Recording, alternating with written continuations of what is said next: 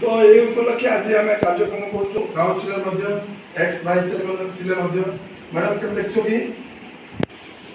हाँ सारो के देखो कि तो पिला माने प्रति वर्ष गाइबा भारत नहीं तोड़ा गोटे गोटे गछ परिवेश को रखा स्वच्छ आम लगी परिवेश हसब जदि आम गछ लगे ना ताले आम निश्चित तुम सब कौन चारा माने पूरा ऊपर चिंता करे आम आम घर चारिपट देखिपार किंतु एई पवन को आमे कोन करूचे जे सफा पवन हमको दरकार मळा पवन नहीं सफा पवन दरकार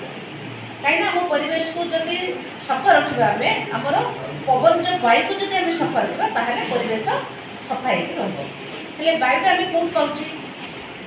केमती पाचे को वायुटा आमको दरकार आम पाठ पढ़े स्कूल मानक साइंस पढ़ा समस्त अच्छे अंगारकाम्ल अम्लजान पढ़े ना नहीं अम्लजान आवश्यकता करुचे किंतु गछ गोटे अंगारकाम्ल आवश्यक बुझिले ना नहीं अंगारकाम्ल सब जो खाद्य गुणाटा आम पॉलिथिन बांधिकी वायु जहाँ भी पार्क जगह आजकल सेक्टर नगर भी थोड़ा मिनी पार्क से केवल तुम तुमको एनकरेज करने दिया है तुम शुणी पार्टी कही पारे आमने से जहाँ भी कह तुमने आउ कि कही पारनी पार्क गले तुम गोटे चारा दिहब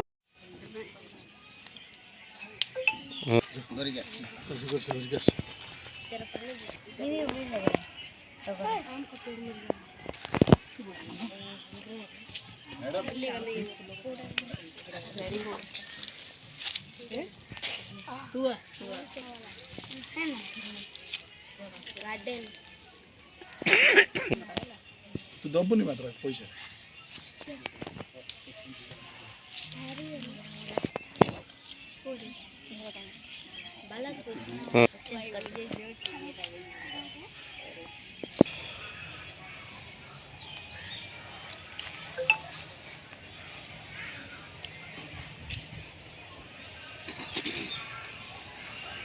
जो विश्व परिवेश दिवस उपलक्षे आज कार्यक्रम टी साइप्रिया वेलफेयर ट्रस्ट तरफ होता बहुत स्वागत योग्य पदक्षेप टी नि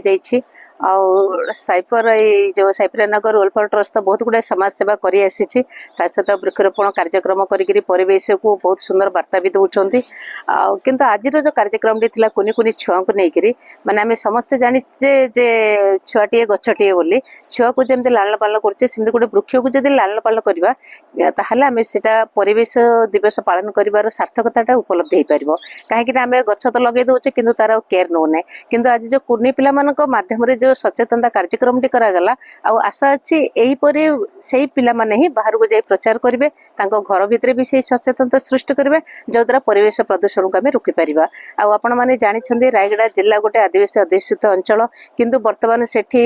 कम्युनिकेशन बिजनेस प्लेस जेहेतु कम्युनिकेशन भल होइछि रेलवे डिविजन हेलानी तो कलकारखाना प्रबल हेलानी ता द्वारा परिवेश जो वृक्षरोपण माने वृक्षरोपण परिवर्ते जो वृक्ष काटिबाटा अति स्पीड रे चली सेटा को देखिक जदि आम परिवेश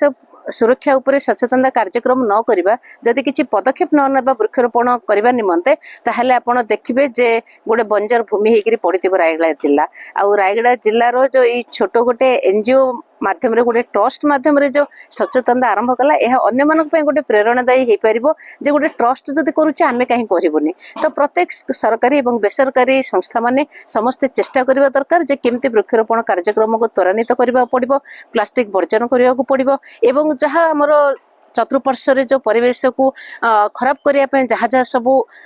जिनिस गुड़ाए अच्छी जमी आम कह नाल नर्दमा कहु कि जानवाहन कथा कहु कि कलकारखाना कथा कहु सबुथ आम रेस्ट्रिक्शन रखा जरूरी नो डाउट आम जो लेवल रे आज पहुँचलानी एकविंश शताब्दी जो डेवलपमेंट को आसला सबकिछि दरकार आमको किंतु ता सहित माने समानीकरण रे आम वृक्षरोपण कार्यक्रम को उत्साहित करवा एवं वनीकरण प्रक्रिया आरंभ करवा ता सहित समाज रे गोटे वार्ता देवाक जाइथिबा जे एटा ताहार कर्तव्य नुह एटा मोर कर्तव्य बोली कहबा एटा समाजर कर्तव्य नुह देशर कर्तव्य नुह सरकार कर्तव्य नुह प्रत्येक इंडिविजुअल कर्तव्य जदि आम एटा को उपलब्धि करबा अनुभव करबा ताहले जायकरी एई परिवेश दिवस जो पालन करूचे प्रत्येक जगह प्रत्येक स्थान रे ताहले तार सार्थकता को आम उपलब्धि कर परिबा। धन्यवाद।